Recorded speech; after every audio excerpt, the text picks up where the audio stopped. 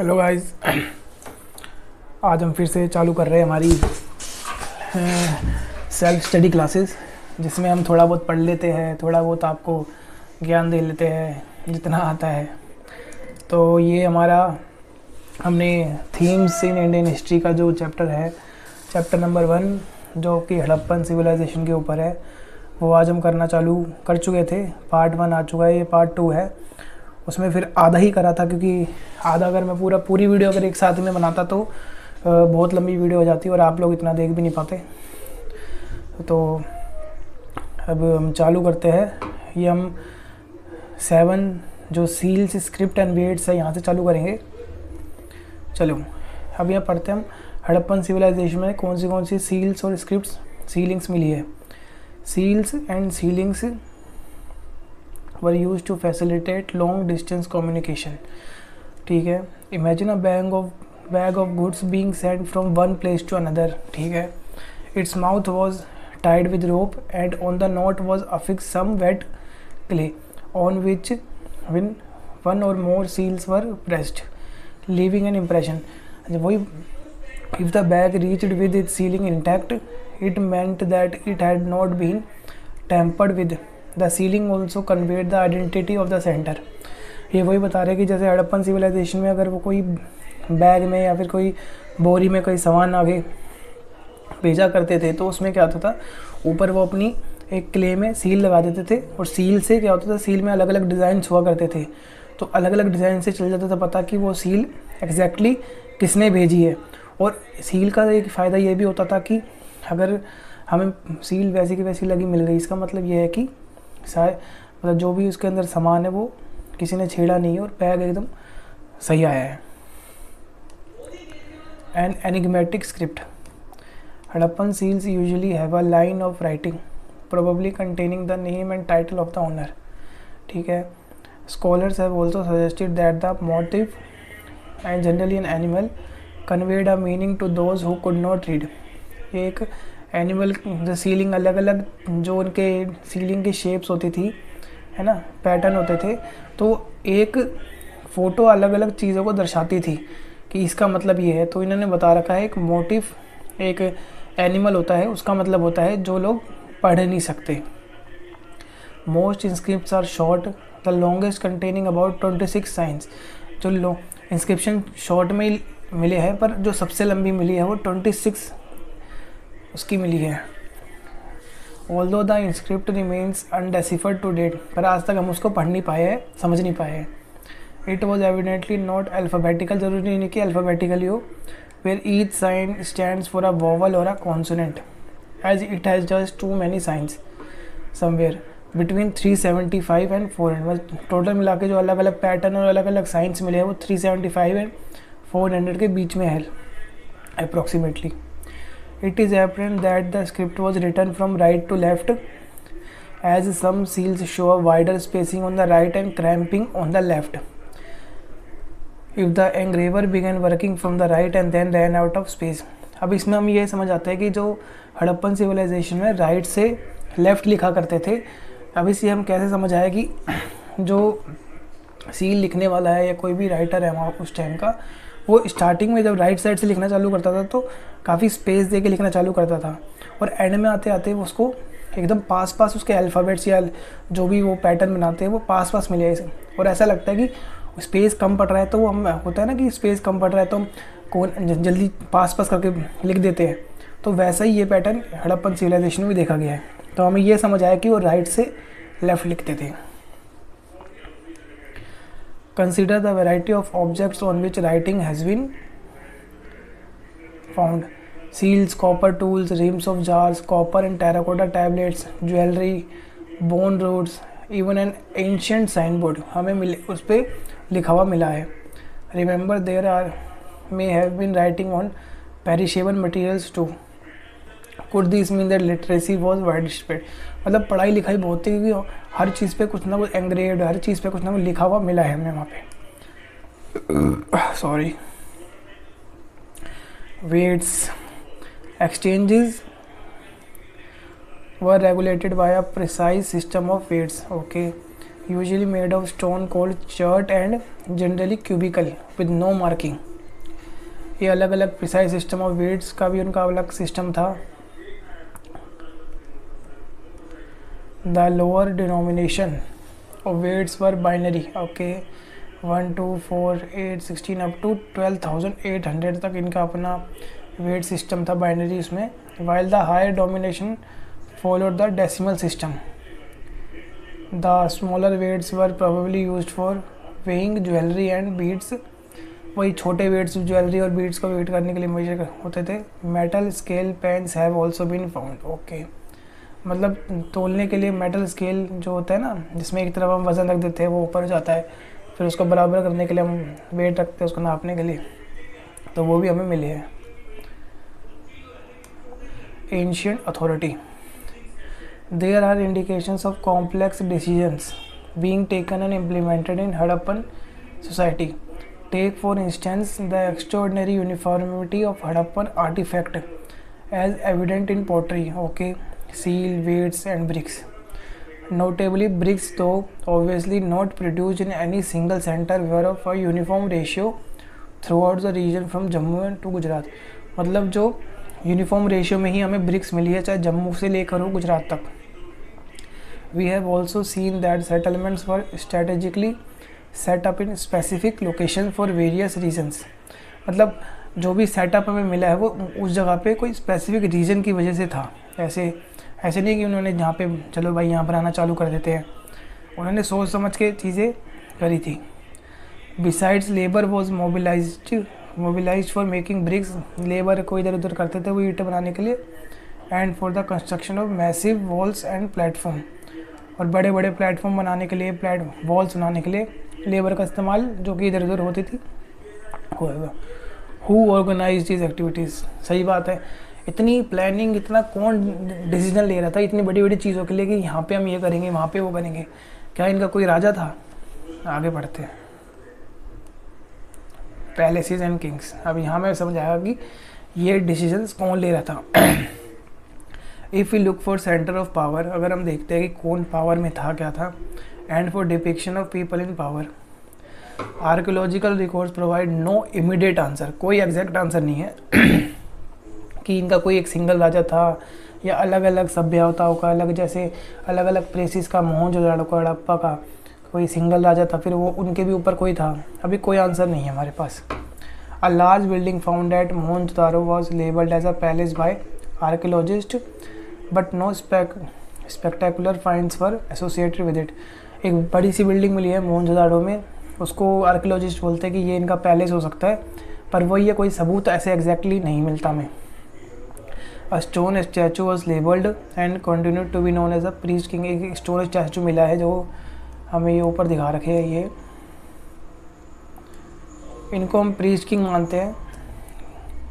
This is because archaeologist were familiar with in मेसोपोटामियम history and its priest king had have found parallel in the Indus region. Okay, but as we will, the ritual practice of Harappan civilizations are not well understood yet, nor are there any means of knowing whether those who performed them also had political power. ठीक है, काफ़ी complex चीज़ें हैं. Some archaeologists are of the opinion that Harappan society had no ruler. कुछ archaeologist बोलते हैं कि यहाँ पे कोई रूलर ही नहीं था. And that everybody enjoyed equal status. सबका एक इक्वल स्टेटस हुआ करता था. Others feel there was no single ruler but several. और कुछ सोचते हैं कि एक सिंगल रूलर नहीं था, अलग अलग रूलर भी हो सकते हैं. जैसे Mohenjodaro had a separate ruler, Harappan another and so fourth. मतलब हर उसकी जगह के, मोहनजोदड़ो के, हड़प्पा के अलग अलग रूलर हो सकते हैं. Yet others argue that there was a single state given the similarity in an artifact, the evidence for planned settlement, the standardized ratio of brick size and establishment of settlement near sources of raw material. वो ये कहता है कि इतनी देखो raw material जैसे सारे जहाँ पे हमें मिला है वहाँ पे एक ही चीज़ का काम होता था और वो हर जगह सप्लाई होती थी इनके पूरे इंडस वैली सिविलाइजेशन में.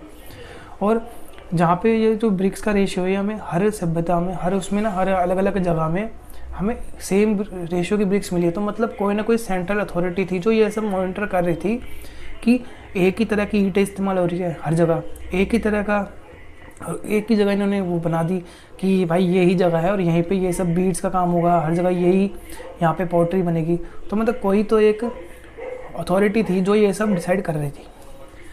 As of now the last theory seems the most plausible as it is unlikely that entire communities could have collectively made and implemented such complex decisions। भाई और जो सबसे ज़्यादा एक्सेप्टेड थ्योरी मानी जाती है कि इनका एक सेंट्रल अथॉरिटी या कोई किंग था जो ये सब डिसीजंस लेता था, इनको बताता था कि हमें पूरी इंडस वैली सिविलाइजेशन कैसे चलानी है और कैसे हमें यहाँ पे ये बनाना है, यहाँ पे ये करना है, ये सब हमें बताया जाता था। सबसे एक्सेप्टेड यही है कि इतनी बड़ी ऑर्गेनाइजेशन एक साथ ऐसे काम नहीं कर सकती। The end of civilization there is evidence that by 1800 BC most of the mature Harappan sites in regions such as Cholistan had been abandoned. Simultaneously there was an expansion of population into new settlement in Gujarat, Haryana and Uttar Pradesh.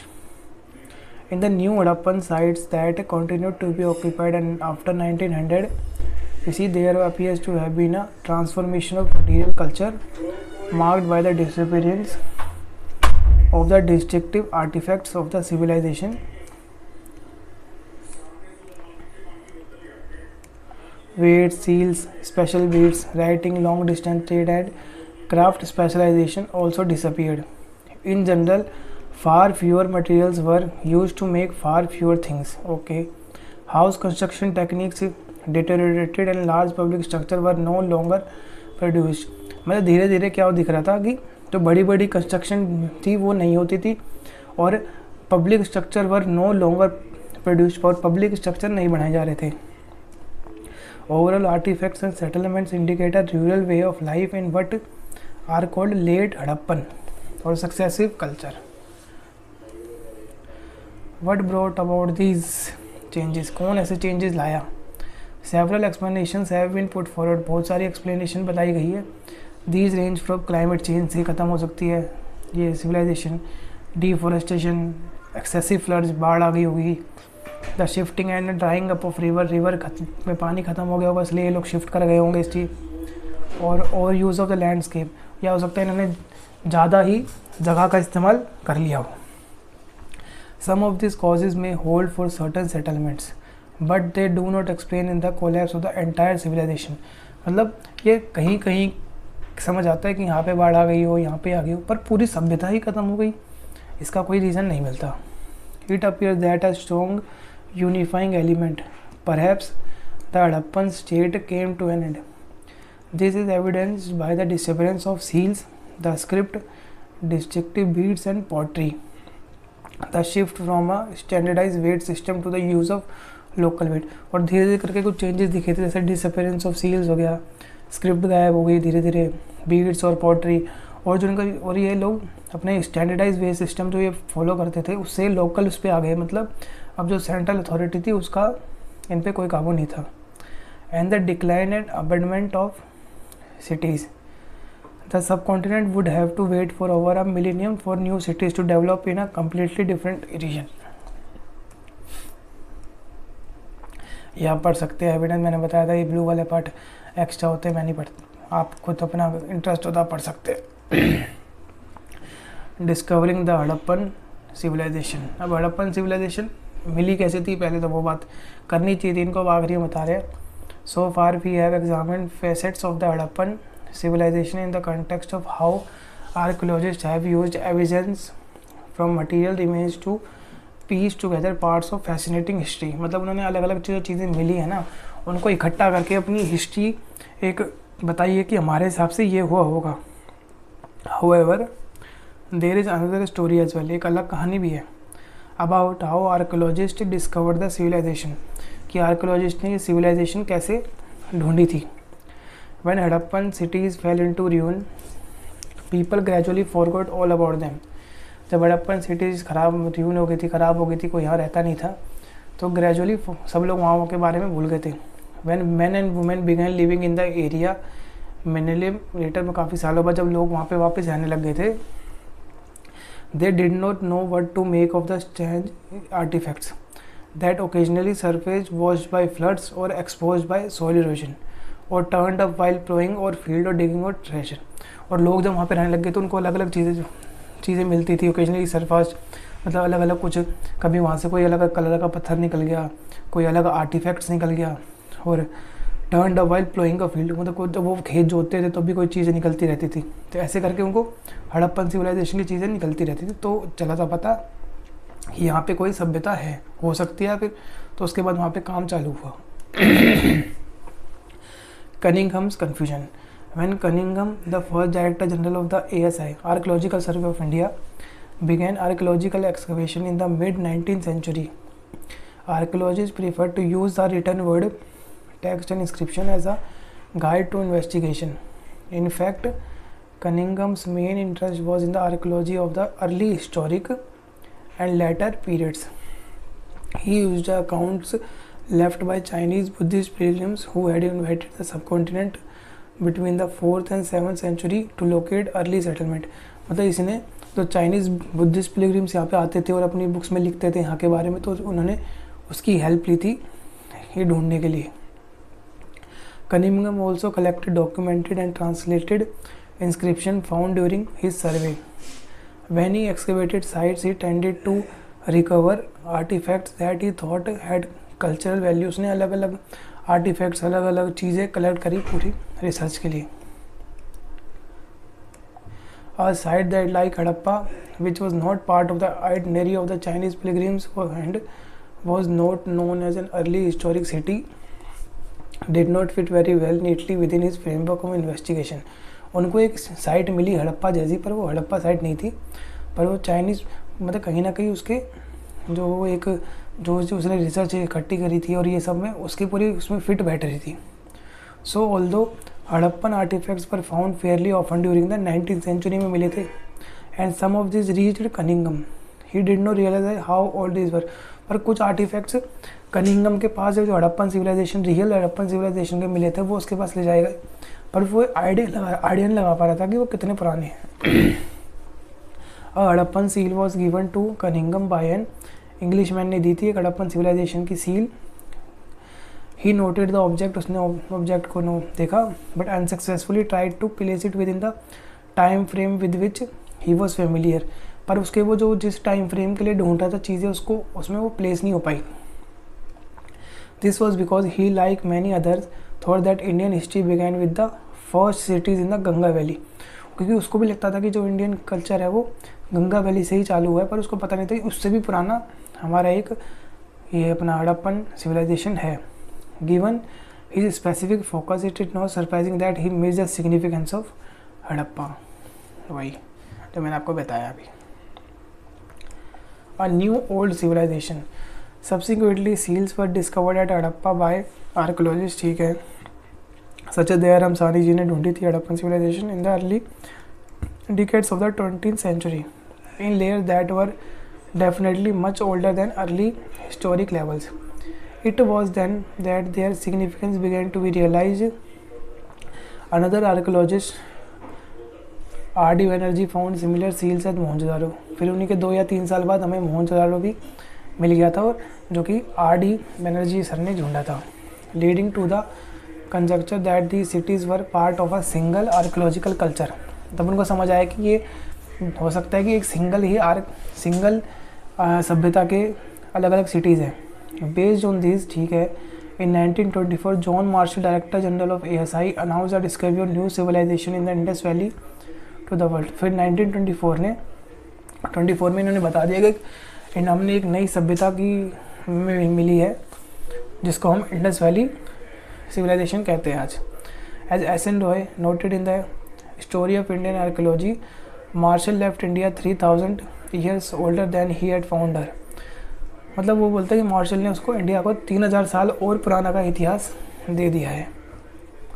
This was because similar till then unidentified seals were found at excavation at Mesopotamian sites. It was then the world knew not only of a new civilisation, अलग नई civilisation का पता चला, but also one of contemporaneous with Mesopotamia.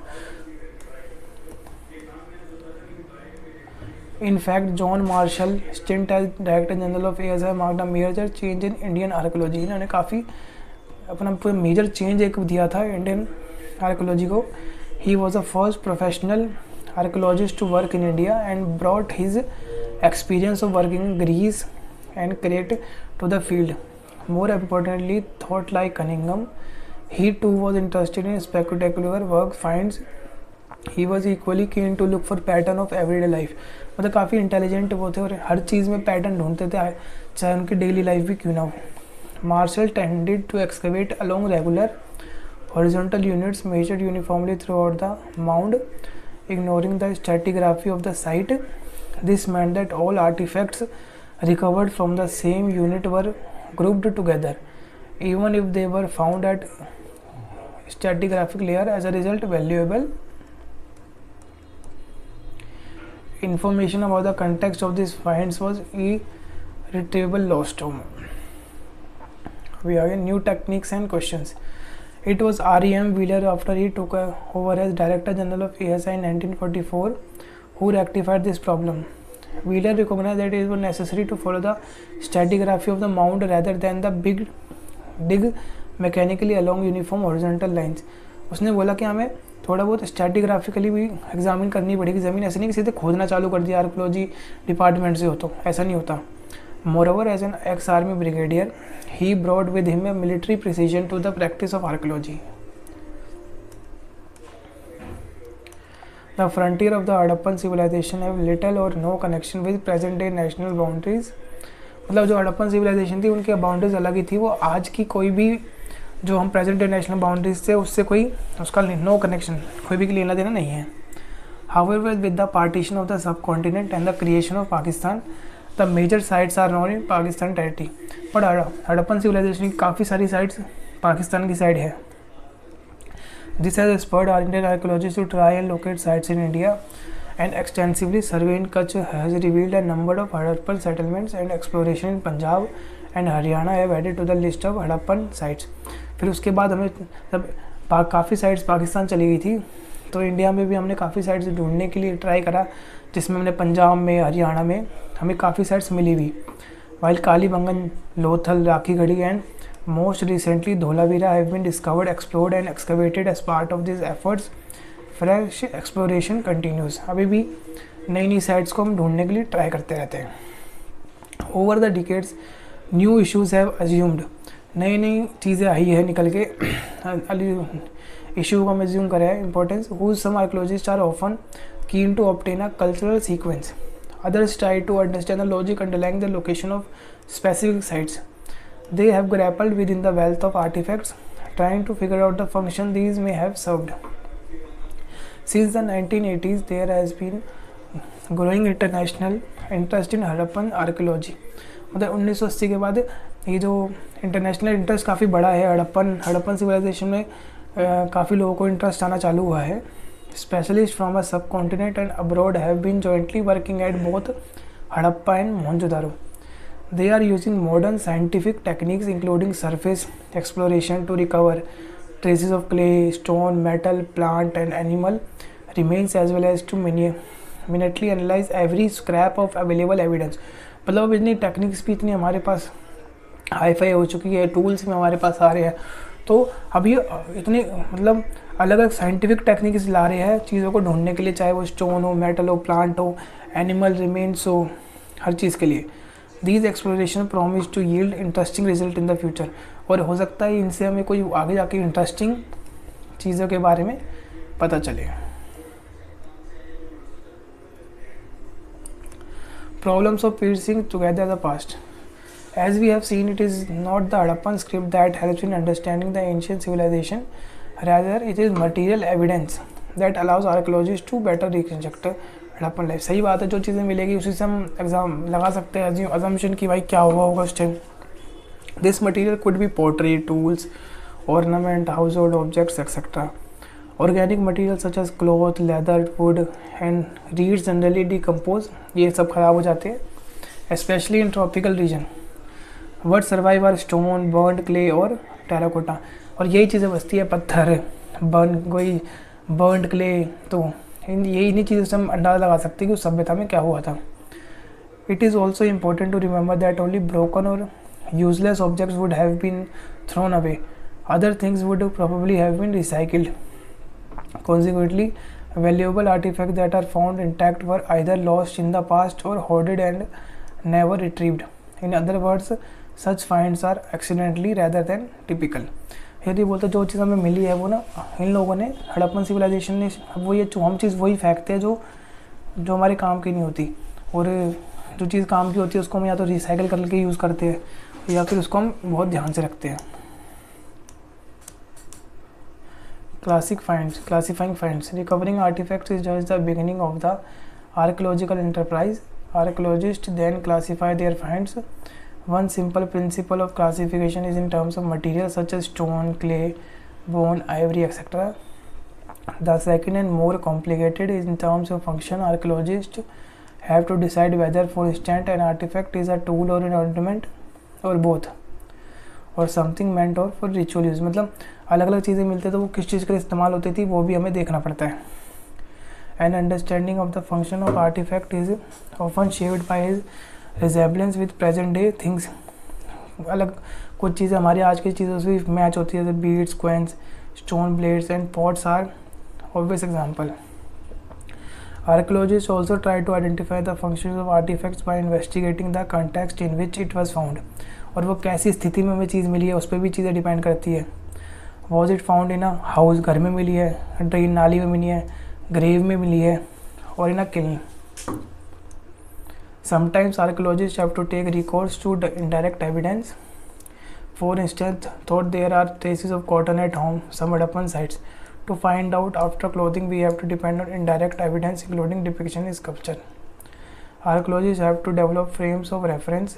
We have seen that the first Harappan seal that was could found not be understood till archaeologists had a context in which to place it, both in terms of the cultural sequence in which it was found and in terms of comparison with finds of Mesopotamia.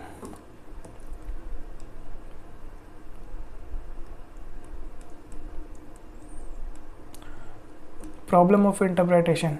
The problem of archaeological interpretations are perhaps most evident in attempts to reconstruct religious practices.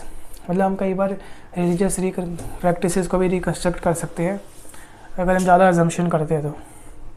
Archaeologists thought that certain objects which seemed unusual or unfamiliar may have been a religious significance. और हमें कोई अलग सी चीज़ दिखती है तो हम सोचते हैं कि ये religious तौर पे इस्तेमाल होती थी. These include terracotta figure in of women heavily jewels. और हमें एक टेराकोटा की फिगर मिली है जो एक लड़की की है, वो बहुत ज़्यादा ज्वेलरी पहन रखी है. सम विद एलेबोरेट हेड्रेस है, सर पे भी कुछ पहना हुआ है. These were regarded as mother goddess, और उनको हम मान रहे हैं कि वो उनकी मदर गॉडेस होगी. Rare stone statue of man and almost standardise posture sealed with one hand on the knee such as a priest king. और हमें एक जो आदमी की वो मिली है वो अलग पोस्टर में है, sealed with one hand on the knee, उसको हम प्रीस्ट किंग मान रहे हैं. Was also similarly classified. In other instances structure have been assigned ritual significance. These include the great bath and fire altars found in Kalibangan and Lothal.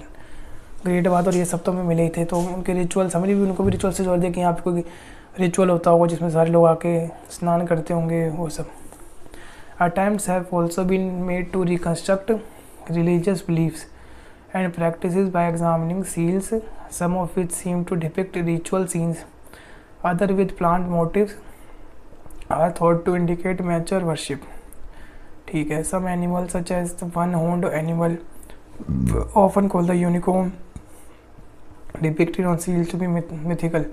और ये unicorn भी हमें इनके सील्स में मिले, मतलब वो उस टाइम में भी माइथोलॉजी में बिलीव करते थे. Composite creatures in some seals are figures shown seated cross-legged in a yogic posture, sometimes surrounded by animals, has been regarded a depiction of Proto-Shiva.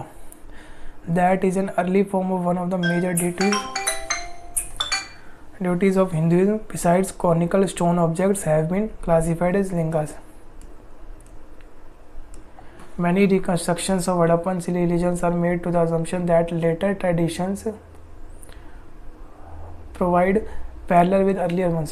This is because archaeologists often move from known to the unknown.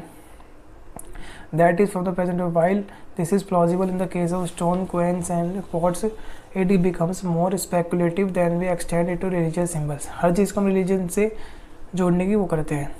Let us look for instance as a proto-Shiva seal. The earliest religious text Rig Veda mentions a god named Rudra, which is a name used for Shiva in later Puranic tradition. However, unlike Shiva, Rudra is the Rig Veda in neither depicted as Pashupati nor as a yogi. In other words, the depiction does not match the description of Yuddha in the Rig Veda. Is this then possibly a shaman as some scholars have been suggested? तो guys अभी हमने पूरा chapter ये पढ़ लिया है. अब हम क्या कहते हैं, आपको ऐसी वीडियोस अच्छी लगती है तो बताइए मुझे, है ना. और ये मेरे वैसे खुद के भी डेवलपमेंट के लिए है या आपके डेवलपमेंट के लिए भी है कि वर्ड टू वर्ड हम जब चैप्टर पढ़ते हैं तो थोड़ी खुद की वो होती है. अब मैं आपको धीरे धीरे चीज़ें बताता रहता हूँ तो मेरा भी थोड़ा मेरे को भी रिवीजन होती रहती है. तो वीडियो अच्छी लगी हो तो लाइक करिए, शेयर करिए, सब्सक्राइब करिए और वीडियो देखने के लिए थैंक यू. ऐसे ही आगे बढ़ते रहिए, पढ़ते रहिए. धन्यवाद.